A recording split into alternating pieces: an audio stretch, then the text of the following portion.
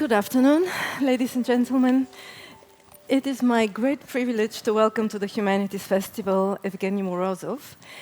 EVGENY is an intellectual and writer who, in my personal opinion, more than anyone else, and better than anyone else, can explain to us what is coming upon us with really rapid technological development and developments in the field of artificial intelligence that we're seeing in the last years. And he's someone who, again, in my opinion, but not only mine, is always ahead of the tide in his analysis, it seems to be. In 2011, when there was this big buzz everywhere that, internet is going to democratize the world, there was the Arab Spring, there was social media emerging, and this was like the hope of democracy, He published a book called The Net Delusion, which basically warned that actually internet can serve completely the opposite purpose. It can trigger mass surveillance, it can serve despotic regimes, etc. In 2013, he published a book which I think today is particularly relevant, called To Save Everything, Click Here, in which he coined this term digital solutionism, which I think is very relevant in what we're going to discuss today. EVGENY is being published in the most prestigious newspapers all around the world. I'm not going to name them all. And if you haven't been yet enough impressed, I want to mention also that in 2018, he was named by Politico, then he was just 34 years old, one of the 28 most influential people in the world. In Europe, I think. In Europe, okay, just in Europe. I'm okay. modest. But welcome, EVGENY, to the Humanities Festival. Thank you. Well, when last year ChatGPT was launched, there was this wave of concern running throughout the world. It even came to this that about 1,000 even heads of technological companies, etc., signed this petition asking for a 6-month stop in research in AI and in work in developing this technology. There was this feeling that something was unleashed that can destroy our world, can destroy at least the world the way we knew it so far. And that we cannot predict exactly what is going to happen. So why do you think that exactly this moment, the launching of ChatGPT, produced this explosion? And some people were even comparing it to, atomic bomb. Yeah. Mm-hmm. Well, the reaction to ChatGPT and to latest developments in what's called generative AI, it's been something of a moral panic. And as with any moral panic, there are many sources and drivers and amplifiers of it. I think at the purely phenomenological level of experience, when we as users interact with a technology like ChatGPT, the main innovation or difference that made the difference was, of course, the ability to chat with it. Because the technology behind ChatGPT, the so-called GPT itself, it has existed for years. There's been 3 different versions of it. What has really created this mystique around it that generated headlines around the world is this ability to ask questions, receive answers, and then attribute meaning to it on our part, right? So we as users were reading intelligence into it in a way that we didn't do before, because before that chat interface appeared, it was just a normal software service. Like, you would not attribute intelligence to Excel when you ask a question to Excel, or when you ask a question to Google, or when you ask something, you type something in your browser.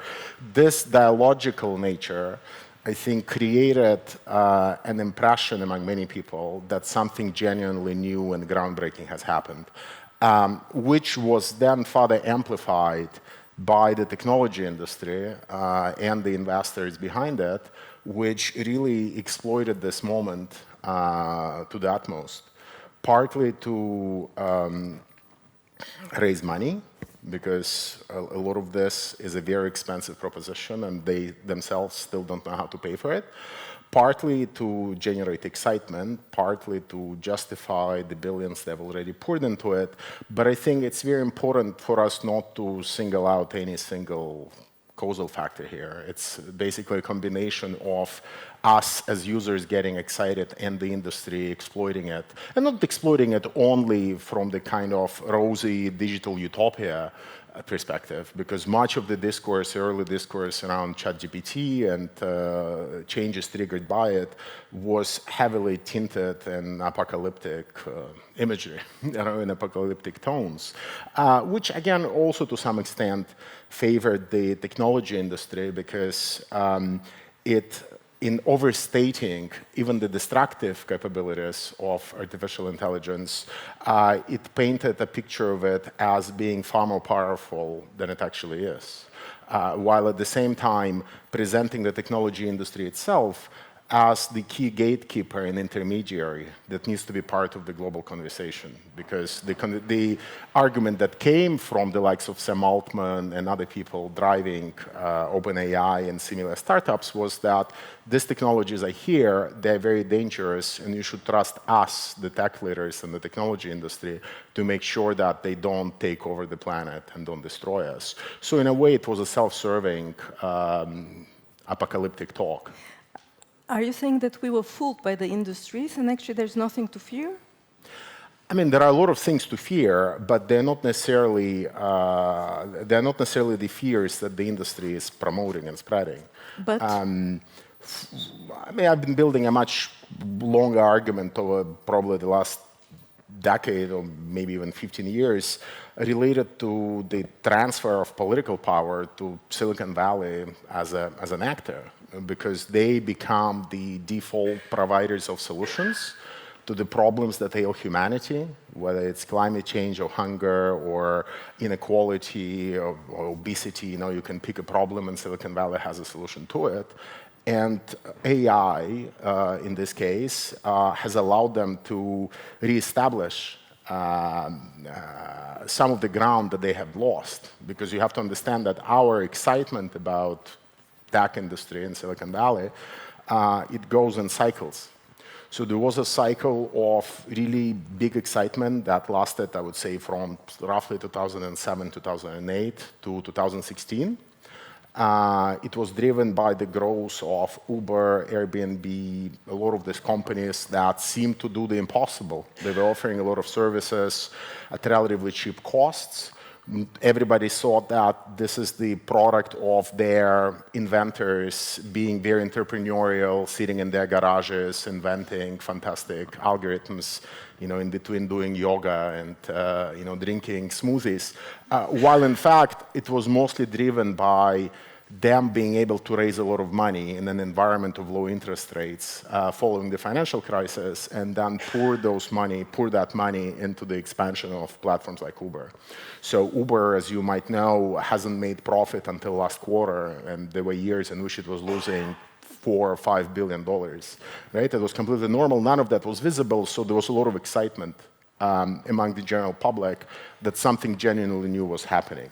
In 2016, we've seen with Cambridge Analytica scandal, the growth of fears around fake news and disinformation, Brexit, Trump, and all of that, we've seen the beginning of the so-called backlash, where the cycle went into the negative, where more and more people began being skeptical and critical of Silicon Valley and its ability to fix the problems that it's claiming to fix. And now we're beginning to see another kind of part of the cycle where there is, once again, a lot of excitement about what technology companies and technology industry can do. But to answer your question, the real dangers for me there, they don't have to do with the risks of generative AI eliminating somehow all of humanity from the face of planet Earth, but they have to do with us unknowingly and unthinkingly delegating a lot of political power over how to fix the problems that we do have to a bunch of private companies in Silicon Valley who, at the end of the day, will always put their profit-seeking above genuine political and social concerns. And everything that I have seen in the last year or so since ChatGPT was launched suggests that this process will only accelerate, that you will have political leaders, and so far we've seen Sam Altman touring European capitals and charming American lawmakers in the Senate, presenting ChatGPT and related tools as the answer to the big problems in education and healthcare. Now we've seen just this week one of the senior leaders of OpenAI touting its capacity to be the new therapeutic engine for the planet, that it will offer therapy at cost to anybody who wants it, right? So this what bothers me. It's the privatization of problem solving much more than the risks that it will wipe us out, because I don't think that the capabilities are there. And I think that for us, it's very hard to really look beyond and inside this rhetoric of solutionism that the industry has developed around these technologies. And once we do, we realize that they're not as powerful and capable as the industry claims. They're essentially statistical machines that manage to suck in a lot of data, they manage to process it, and now they're making predictions based on that data. If you think that this is intelligence or this is reasoning, I think it's a very impoverished conception of both intelligence and reasoning. It's very nice as statistical prediction, but ultimately that's where we are. We're talking about statistical prediction. It can be extremely useful, and there are many cases where clearly many of the services can be improved, potentially the kind of data we feed into them, the kind of predictions they are making, how much energy they're consuming. We have all sorts of debates about how to make their outputs better and how to make the inputs more fair and how to make sure that they're not relying on poorly paid workers in the global south to actually fine-tune the data sets and then train the models that the rest of the world is then using. All of these things are fixable, and we should talk about the political economy of how the services are offered. But at the end of the day, we shouldn't lose sight of the fact that we're talking about prediction engines. Mm-hmm. So basically the problem you're saying is not technological, it's social, it's political, it's the problem, it's something that these new technologies do with our traditional institutions as well, and the way how politics works. I would like you to go a little bit more about this. So are we seeing the beginning of a new stage of capitalism? Mm-hmm. Or is it just business as usual and just a technological? Well, I mean, it depends again on how we make sense of the last 20, 30, or 40 years. And, you know, and this is where a lot of progressive thinkers, I think, have failed to periodize the last 2 or 3 decades properly, because a lot of people on the progressive side of the spectrum, they fall for relatively easy but also vague labels when they talk about late capitalism or neoliberalism, and it implies a certain rapaciousness, for example, in the case of neoliberalism, in the case of the main actors of it, which are companies and corporations. I think what we have, in fact, been observing since year 2000 or so is something quite different, where the rhetoric is very humanitarian in its tone. So if you look, and it doesn't just apply to the tech industry, it applies to certain parts of finance industry as well, which talks about sustainable investing. Now all the talk is about ESGs, but the idea there is that you can mobilize private actors to do good in the world. Right? And if that's the overall kind of idea that we have, then you clearly see that corporations, and in this case technology corporations, they by and large accept that a lot of problems exist. They're no longer denying climate change the way that energy companies used to do in the previous decades. They're accepting that there are a lot of big problems out there, from inequality to some kind of energy crisis, to healthcare crisis, to lack of educational outcomes, and then they roll out their solutions to these problems. And since they're using technologies, infrastructures, and platforms that do genuinely improve productivity, that do genuinely allow people to coordinate between each other and between themselves and institutions. They kind of conquer the obvious, right? Because they present themselves as truly the only alternative in town. Right? And if you truly believe in technological progress, if you truly believe in innovation, you have to accept them. And you have to accept them as the kind of benefactors of humanity. And that, for me, is the main sign of solutionism. It basically recognizes crisis as an opportunity and as a frontier of capitalist accumulation. And it basically creates platforms and services to take advantage of it. So in the case of the technology industry overall, and here I'm not just talking about AI, I'm talking about Silicon Valley in general, that's what we have been observing with Facebook trying to build connectivity in the global south, with Google and others entering, and Amazon, for example, entering healthcare business. And AI craze of the last year or so is just the latest frontier in it. But the idea is, again, very simple. You roll out some services, you have no idea how expensive they really are and how sustainable they are, and we still don't know what it really costs for us to be using ChatGPT and similar services, both in terms of actual costs involved and in terms of sustainability, how much energy they're consuming, how much exploitation, as I've mentioned already, of workers in the global south is needed to actually make them functional. All of this costs are completely occluded from our analysis. What we are being asked to focus on is the magic opportunities that the services create to resolve the world hunger or to end cancer or to solve any other problem under the sun. And this I find a bit troublesome because that's not the right way to go about solving our problems if we really accept that we live in a democratic polity and that we want to deliberate about costs and we want to deliberate about alternative approaches. This debate now is gone, and we basically have trusted the market, which presents itself now as the technology industry. So that's why I think it's very important to understand that every time that we delegate a problem to ChatGPT or to, in this case, OpenAI as a company, we are implicitly delegating it to the market, right, to solve. And I don't think that we have had that awareness because, again, we think that this is technology, this is science, this is innovation, this is enlightenment, this is good. But this counts as technology and science and innovation only because we don't have any alternative in place. And we are not thinking about, and we can talk about it maybe later in the talk, but we are not thinking about alternative models of both building these predictive engines, we are not thinking about alternative models of building digital public infrastructures.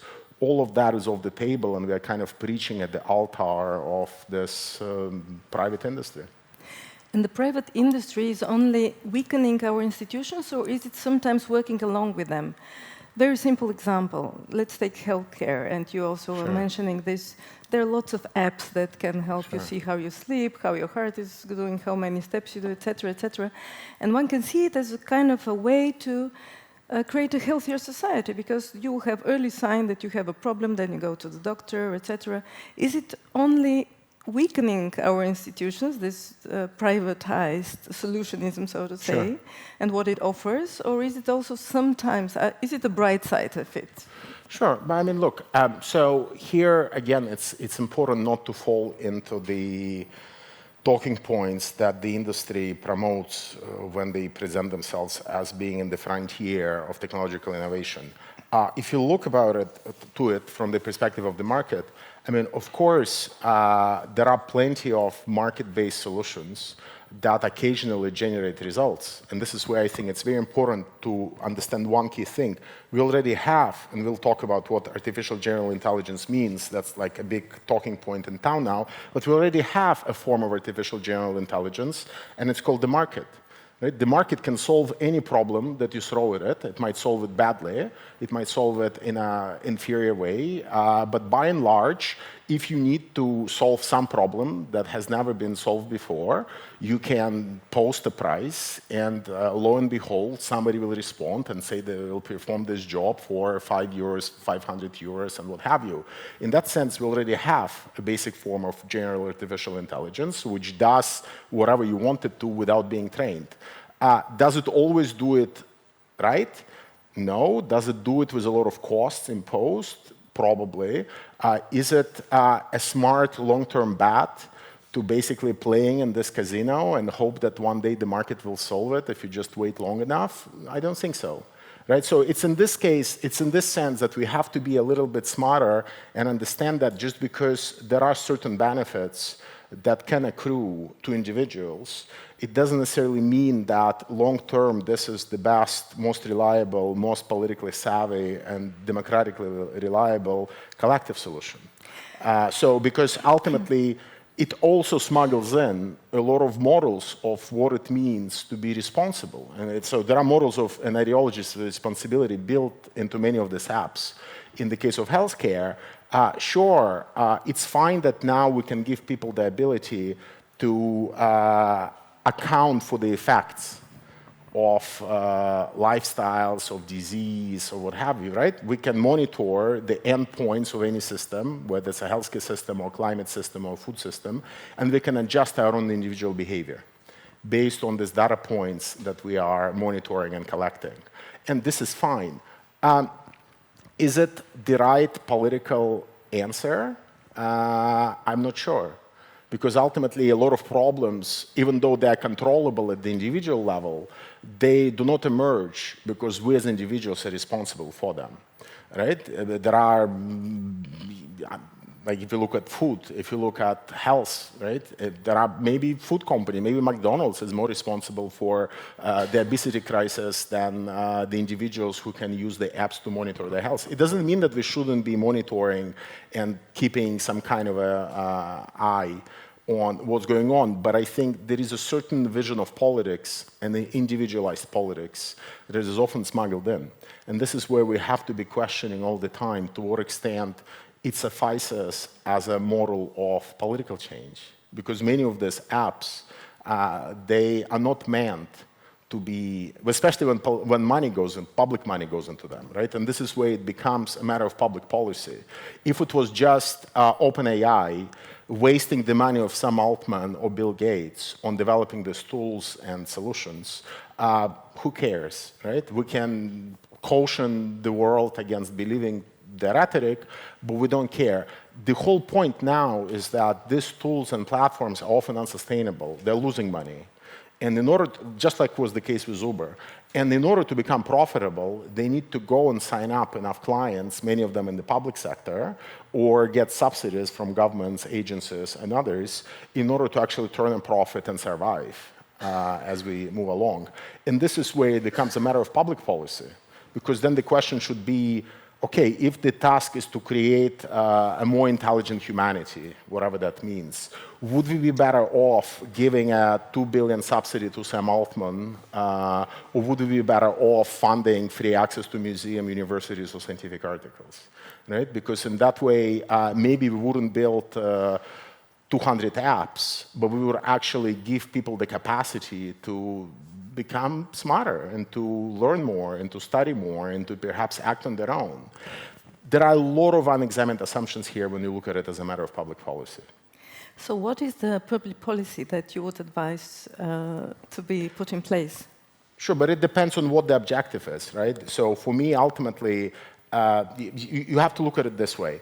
So, and this is where it's very important to understand the rhetorical game that the industry is playing at the moment.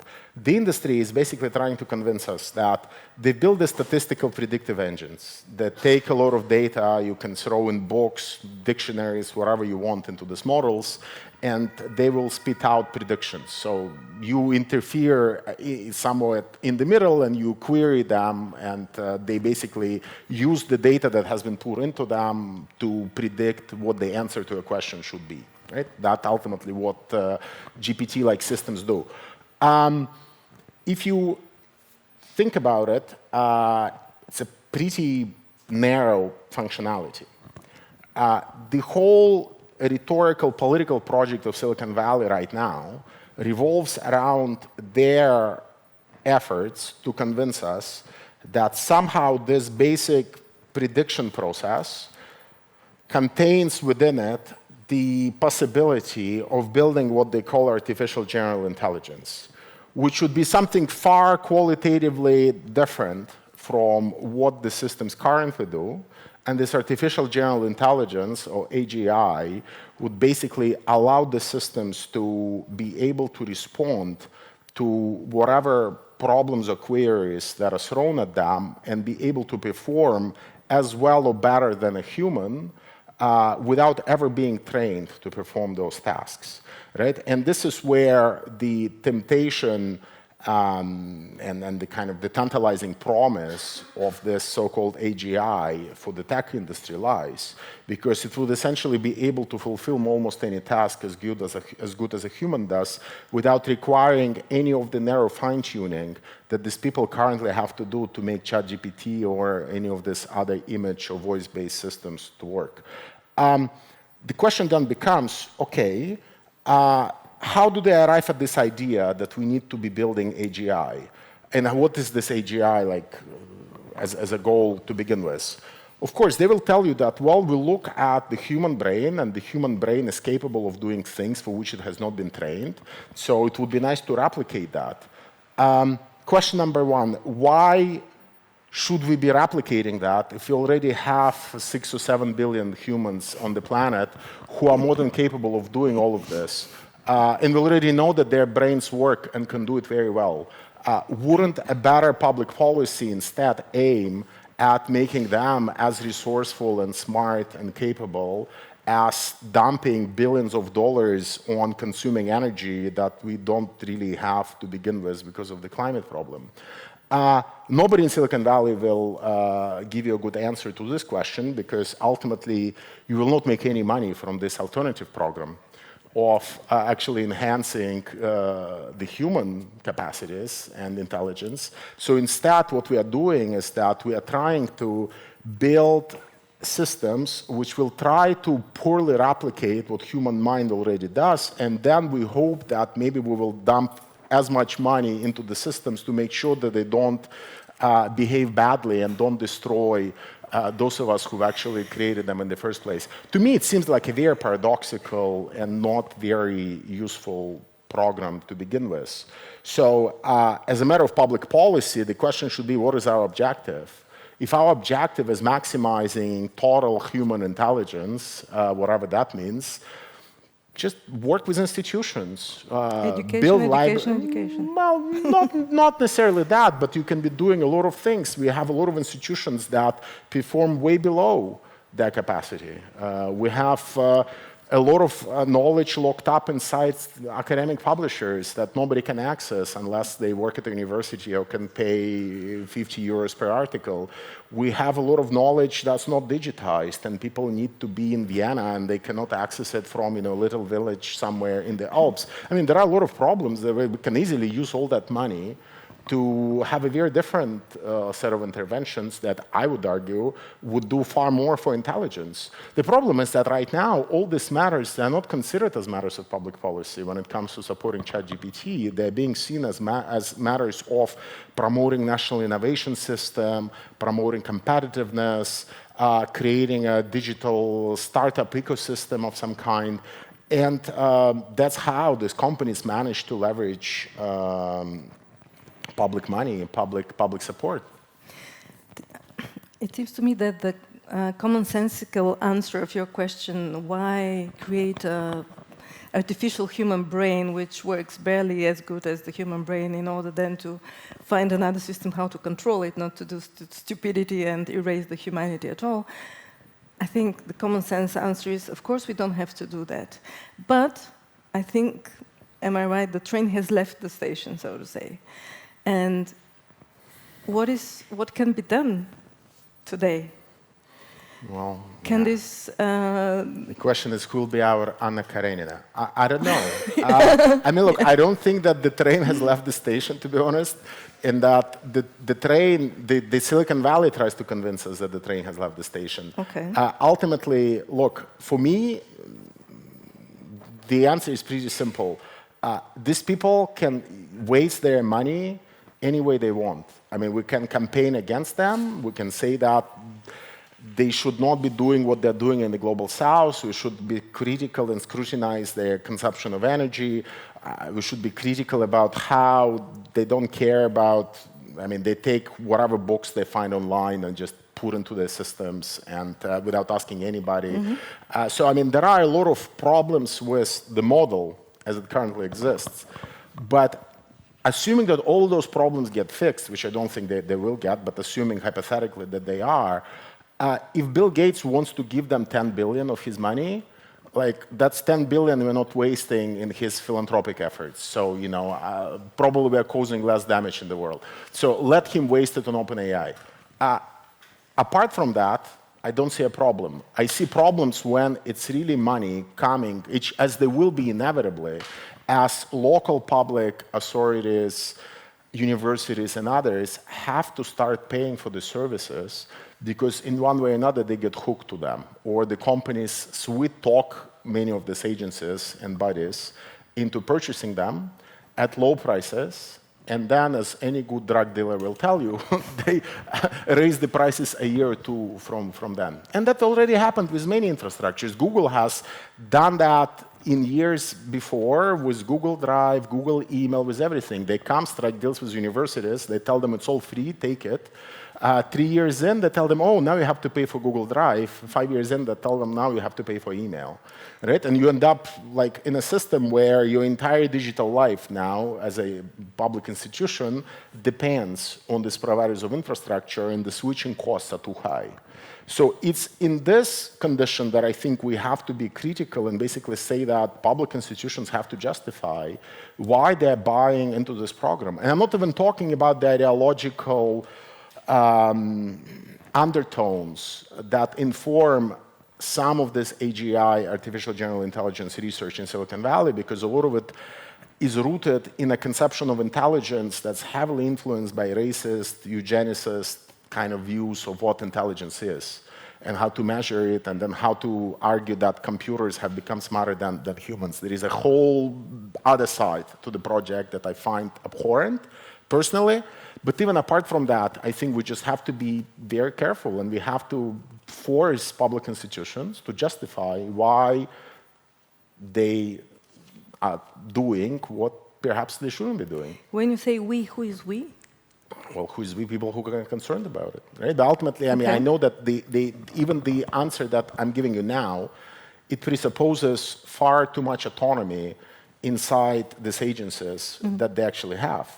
The problem here is that there is completely a lack of national policy, or European policy, if you will, when it comes to taking on these matters as matter of national concern. So there is no, for political parties, these issues barely exist.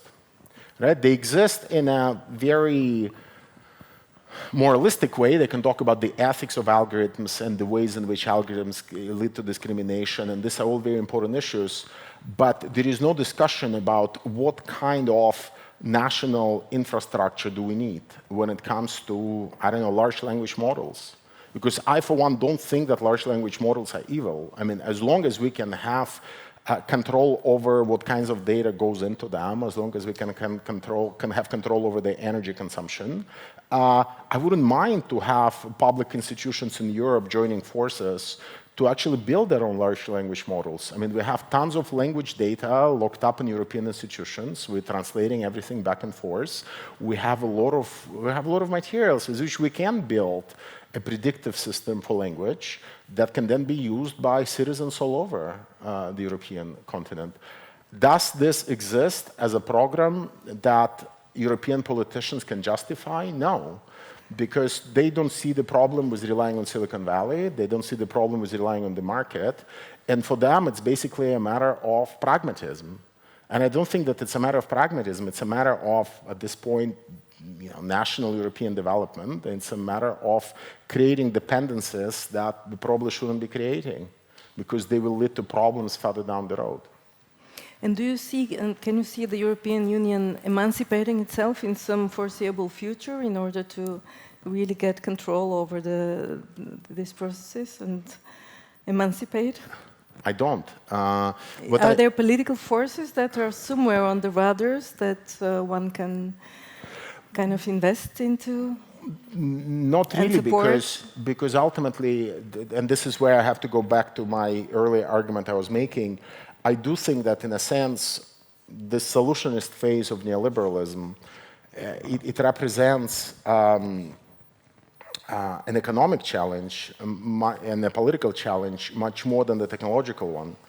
And it has to be understood as a matter of private companies, most of them situated in America, grabbing power and developing more and more advanced technologies and services with which to solidify the dominance of the US in the global economic system. And the entire kind of innovation, defense, and economic policy, including low interest rates, in the last 10, 15 years has favored that.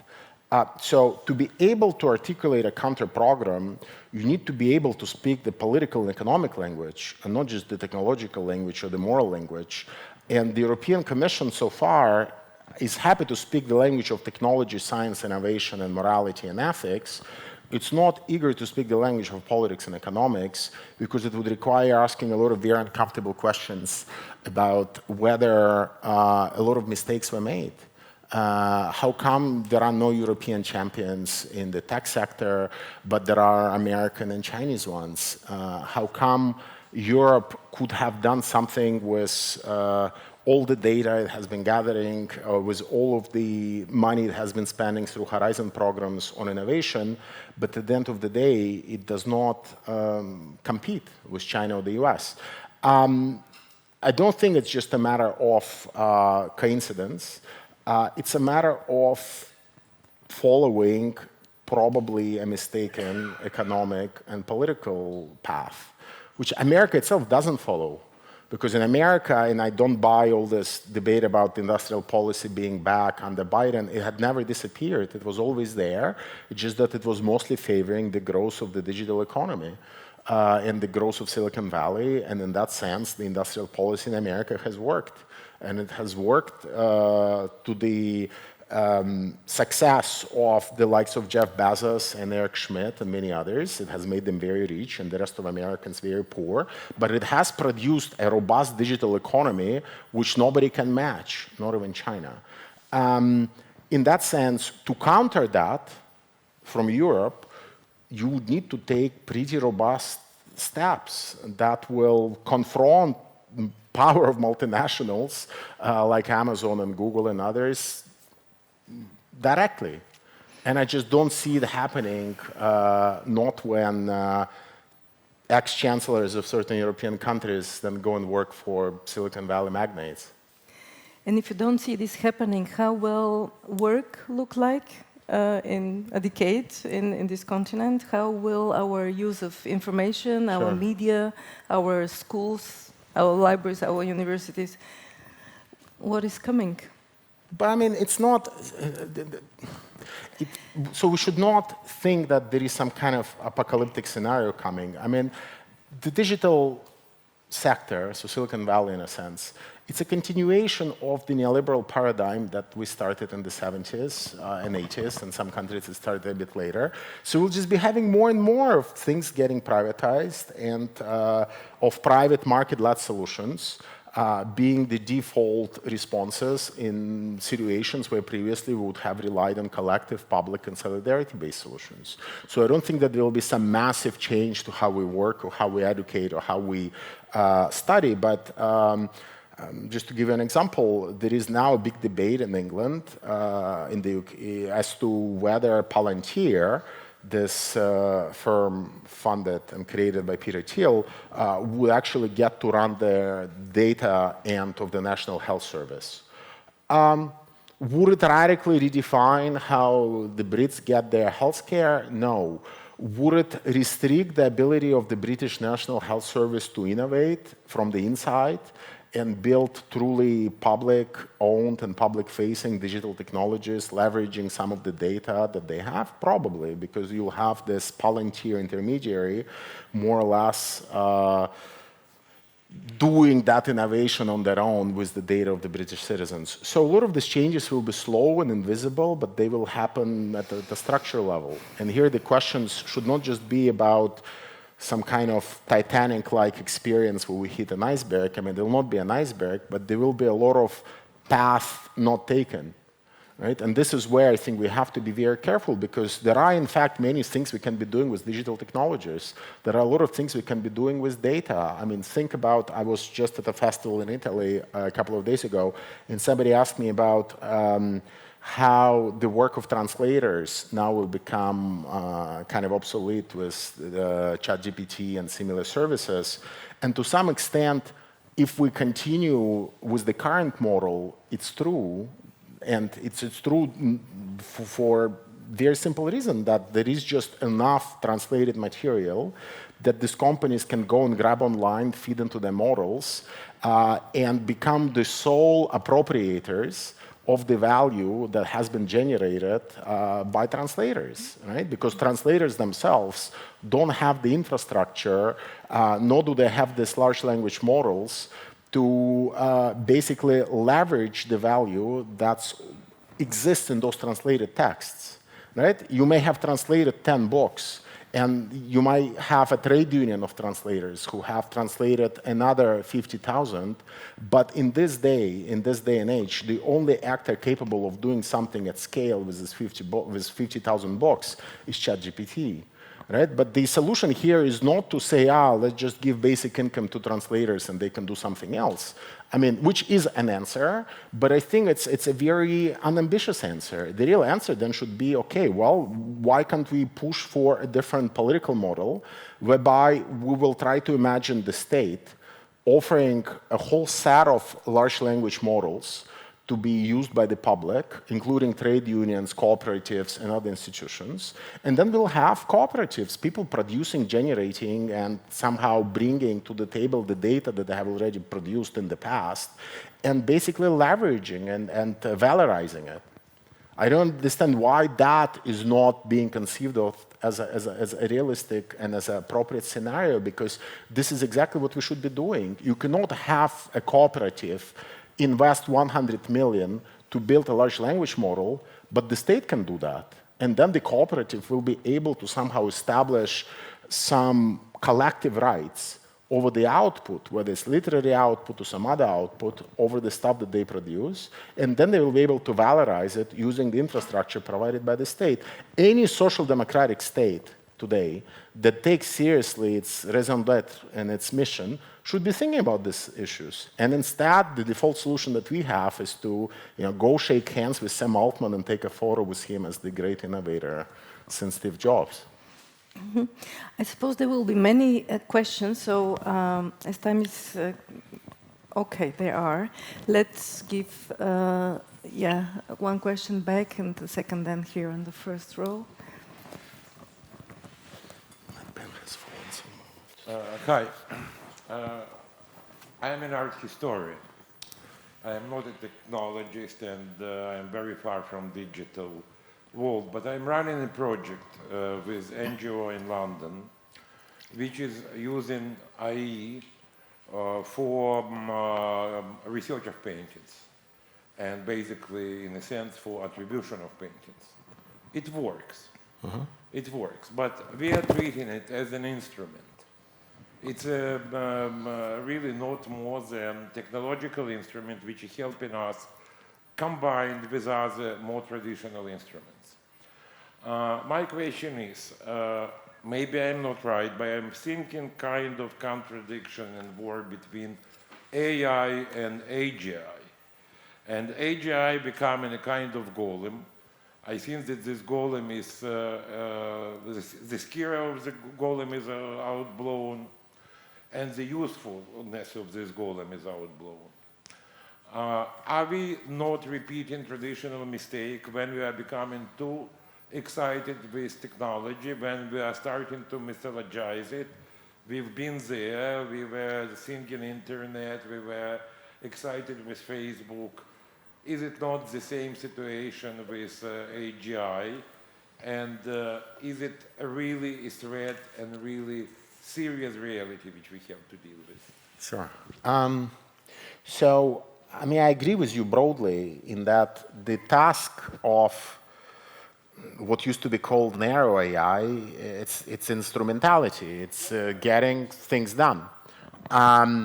We can, of course, have debates about how the political economy of producing narrow AI shapes the quality of that instrumentality, and my overall general critique would be that when this narrow AI comes out from the corporate milieu, very often it has showed equality to it, and it can be done much better, and there are all sorts of hidden consequences, but it's a different argument.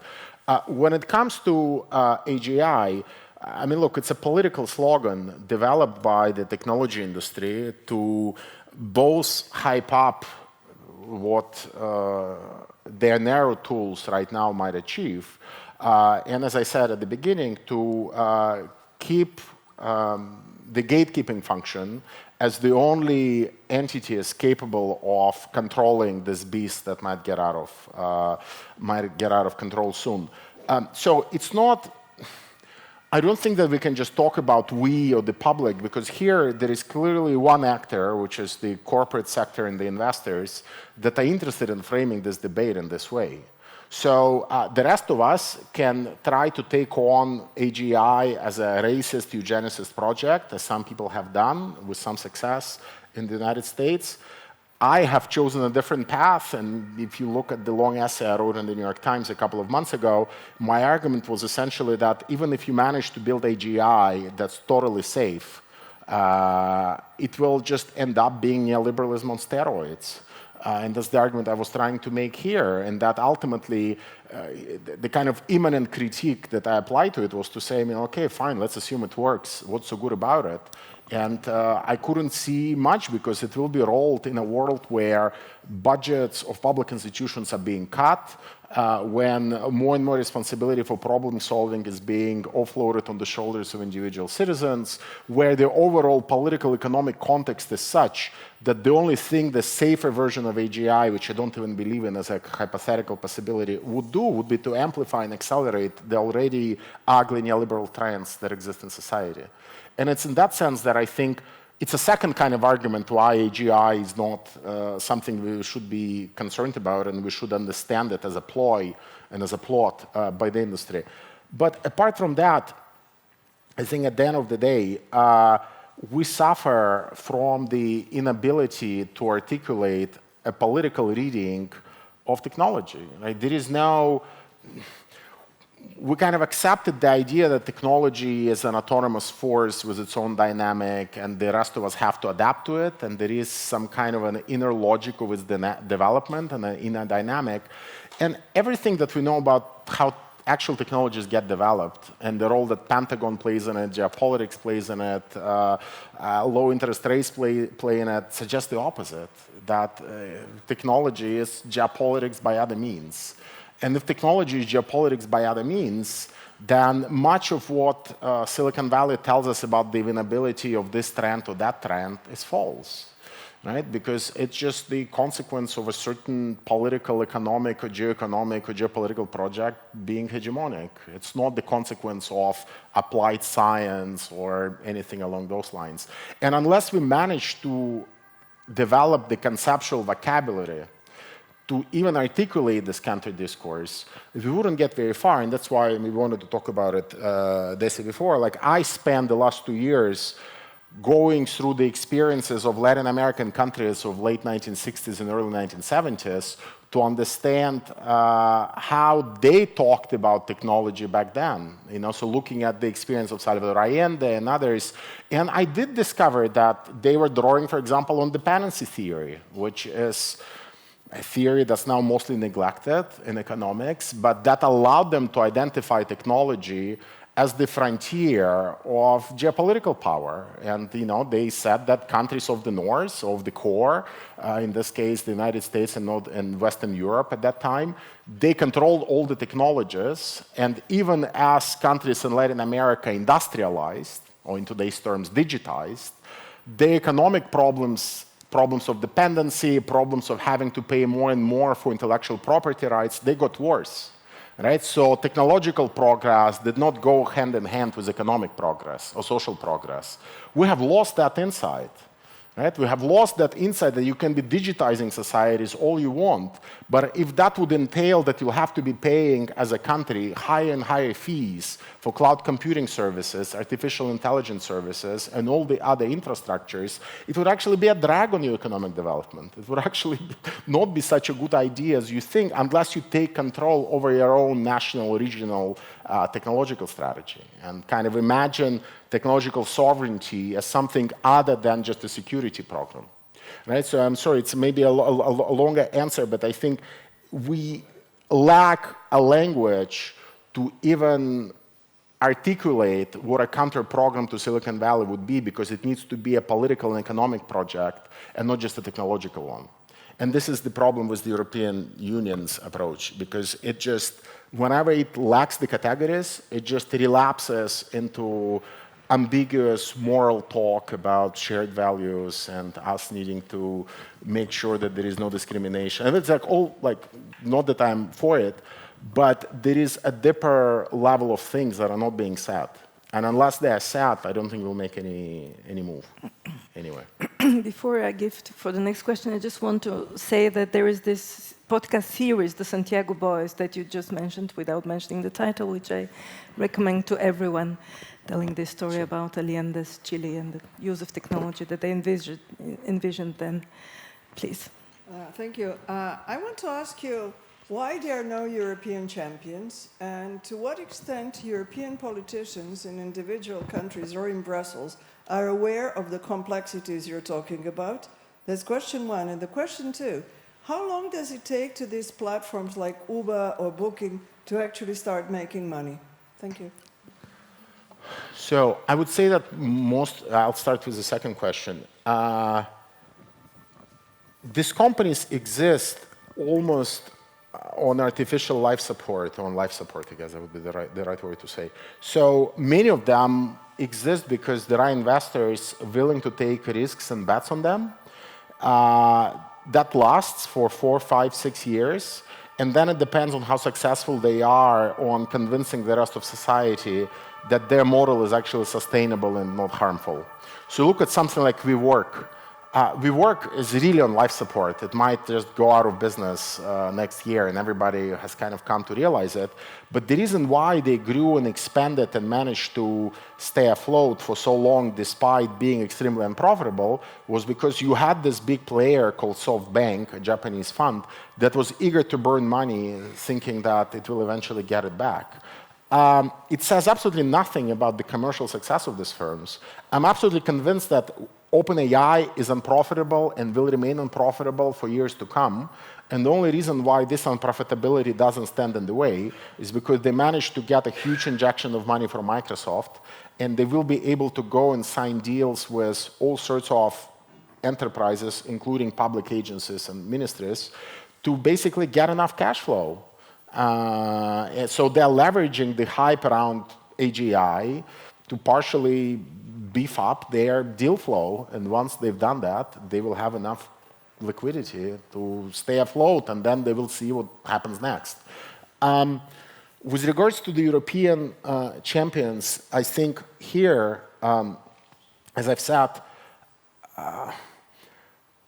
there is just too much faith in the power of competition. And that faith in the power of competition, I don't think that it exists in America.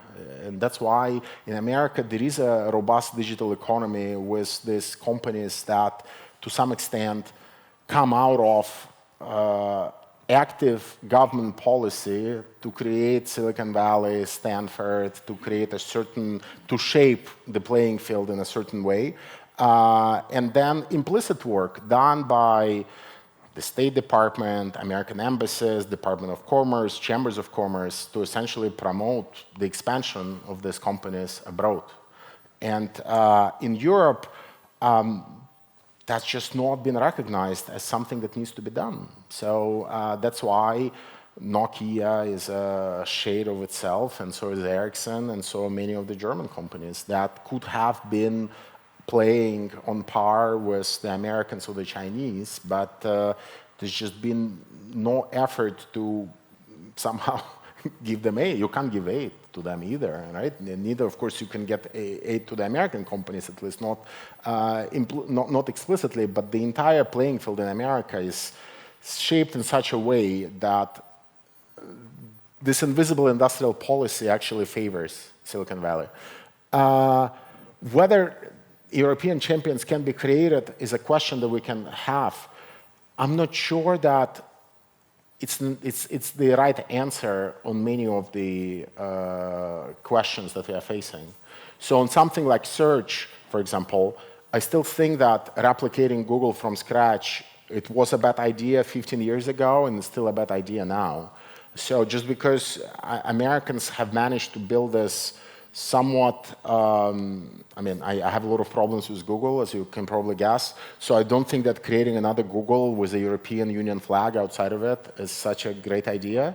But there are definitely ways in which we can be solving the information needs of European citizens through a different combination of public and private infrastructures, right? And the question then becomes, what layers of these infrastructures need to be collective, public, and socialized, and which elements can be open to private competition?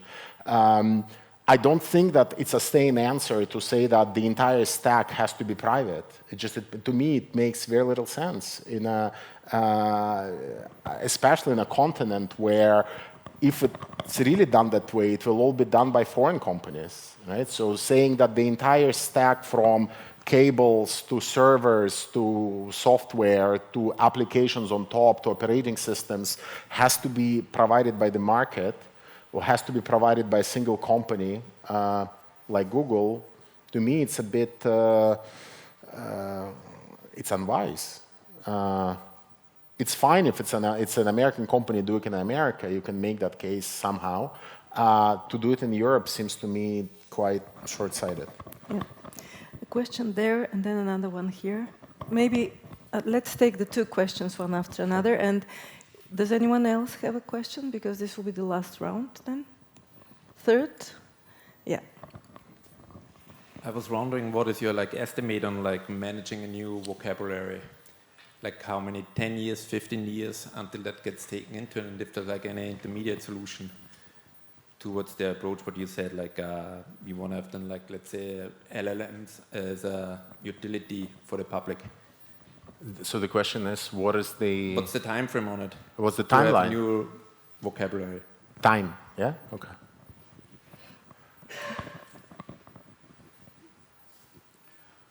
I follow your arguments, taking your assumption that profit-making is what will either make or break Silicon Valley.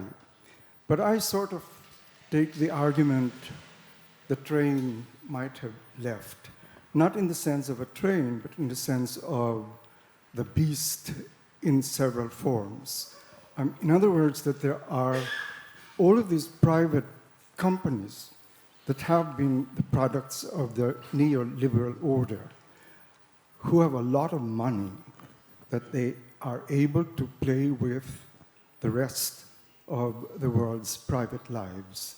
And I think that that's what happened with Twitter, for instance. Isn't that the same thing that's going to happen with A.G.I? That these people are a different sort of group who have enough money to begin with and to play with forever. So that the assumption that, or the alternative for Europe, for instance, to come up with a political and economic debate on policy and the political will is something that might be like banging our heads against the wall. On my assumption, sure, there is this group who have sums of money to play with forever. Sure. And someone there? Yeah. Thank you. I have been just the last Tuesday at Microsoft Build Austria, which is basically Microsoft's event here for Austria for the technical set, and basically from the beginning until the end it was GPT, Copilot, prompts, how we do prompt engineering. By the way, A.G.I was not at all mentioned. I'm not sure now on the practical level A.G.I plays a big role. I think they are pretty content with what the statistical model, as you say, of GPT-4 can do for Microsoft, and they're absolutely all in. Additionally, we need to know that in Vienna, Microsoft currently is building the so-called Vienna landing zone of their Azure cloud. So we have 3 huge data centers built in different locations in Vienna, which are secret, by the way, and they presented it as well. I work for a big company responsible for the IT design and IT infrastructure design there. We're very much looking forward to it. And what they said, and I don't think anybody in the room apart from me really got a bit upset about this, they say we see it as the public transportation system for the cloud for Vienna. And as you have said, I don't think there is at all a political understanding about this here in Brussels or anywhere, on any level. As I said, I don't think even people notice this. It was written explicitly on the slide, OPNV for the cloud infrastructure in Vienna. Do we have a chance of moving forward? Because we have not to forget the capabilities and the gap of capabilities, if you start now, are getting huge. The chance of catching up to Microsoft and their Azure or AWS with their cloud are very, very slim, because the levels of capability that they're building day in, day out is very hard to catch up to. Sure. Well, I mean, look, I've been, after 15 years of repeating the same message, I'm not very optimistic that it will finally get heard.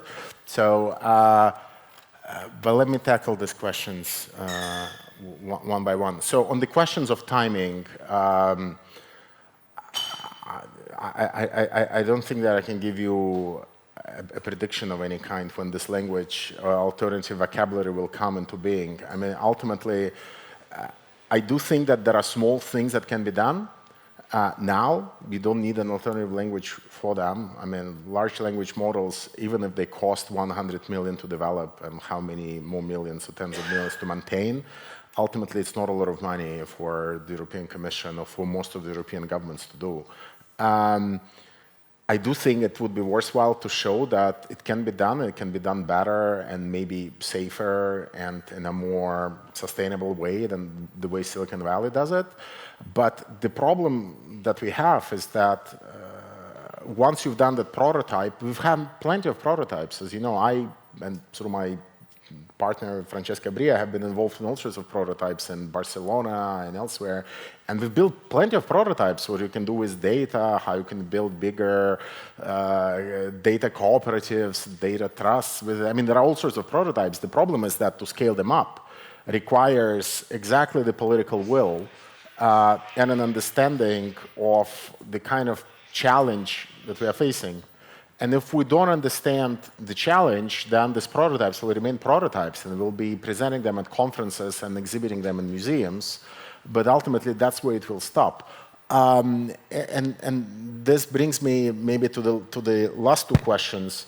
Of course, I don't underestimate the nastiness and the of Silicon Valley and the people running it. And in that sense, they have their interests pretty clear. They know what they want, and they will be trying to get them. And they have good incentives to do it, because they have, they're running on borrowed time and on borrowed money in many of these cases. The extent to which anything of substance will oppose them depends on our ability to politicize this discourse. I'm sorry to say, and so that's why I don't have a lot of optimism. But to some extent, we have politicized the discourse around energy companies lately, and we have politicized the discourse around climate, and it's much more political now than it was 10 or 15 years ago. And so there is a glimmer of hope. But we are maybe 5% in on understanding analytically what the technology industry really represents, compared to our understanding of what the energy industry and Wall Street together represent. And in that sense, I do think that there is, how should I put it? I'll answer the last question somewhat differently. So I just spent 3 weeks in Latin America. So when I talk about these questions in, let's say, Brazil, it's much easier to explain to them the problem that Silicon Valley represents, because for all the ideological divisions, there is some kind of a consensus in society, especially among progressive forces, that some kind of national economic and social development plan needs to be put in place and needs to be implemented, because there are all sorts of problems related to healthcare, education, mortality, the problems of Amazon, and so forth. So there is an effort and a recognition that the market will not get us there, and competition will not get us there. It requires a national economic and social development plan. And you tell them, look, by delegating all your cloud infrastructure and all your AI infrastructure to Silicon Valley, you are making it difficult to implement your plan, because you will end up paying, even if Silicon Valley will not use this infrastructure against you because of geopolitical reasons and their connections to NSA and whatever, it will just cost you a lot. It will be like paying for a toll road that's very expensive. So it's a form of rent that these companies will be extracting from you. They understand it. When you do the same kind of discourse in Europe, it's much harder, because there is no national economic development plan of any kind that deviates from the market as the main instrument of delivering the goods. Which means that challenging the power of big tech, in this case, would require articulating a different paradigm to neoliberalism and getting Europe to go on board with it. And I'm not naive enough to think that we can have a different technology policy with the same economics and the same politics. But